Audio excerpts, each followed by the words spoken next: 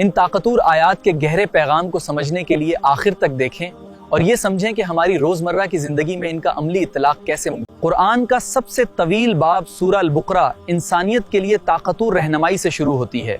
पहली 10 आयात में अल्लाह ताला ने कुरान पाक में 3 किस्म के लोगों का तारुफ कराया है, जिनमें मोमिनीन, काफिर और मुनाफिकीन शामिल हैं। इन तीनों सूरा का आगाज़ पुरअसरार हुरूफ अल्फ लाम मीम से होता है, जो हमें याद दिलाता है कि कुरान इंसानी तख्लीक से माविरा ये एक आसमानी किताब है। अल्लाह ताला का ऐलान है कि ये किताब मुत्तकीन के लिए हिदायत है। ये हिदायत हमारे आयत 2 से 5 में सच्चे मोमिनों की सिफात बयान की गई हैं।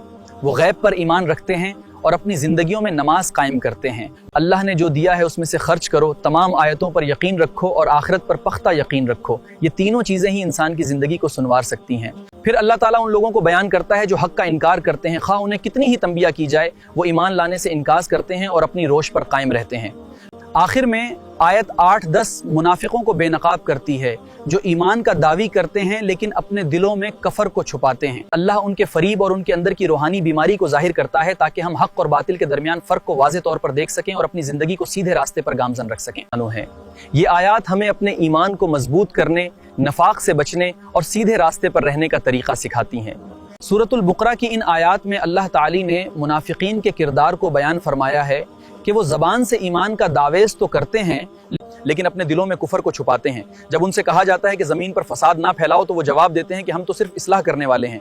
लेकिन अल्लाह ताला वाज़ेह फरमाता है कि ये असल में क्रिप्ट लोग हैं, लेकिन उन्हें इस बात का बिल्कुल एहसास नहीं है और वो अपनी उस हालत से बेखबर हैं। ये आयात मुनाफिकत की चौंका देने वाली खिसलतों को जाहिर करती हैं। ये सच्चे मोमिनों का मजाक उड़ाते हैं और वो सिर्फ दिखावे, वो दोहरी जिंदगी गुजारते हैं, अवाम में ईमान, नज्जी में कफर। अल्लाह उनकी हालत की वजाहत के लिए 2 ताकतूर मिसालें देता है। और जिंदगी में खुशियां और गम तो आते रहते हैं, मगर असल सुकून तब मिलता है जब हम अपने दिल को साफ रखें और दूसरों के लिए नेक जज्बात रखें।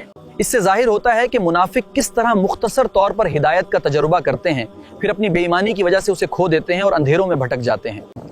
आसमान अचानक तारीक हो गया और हर तरफ गरज चमक का राज था।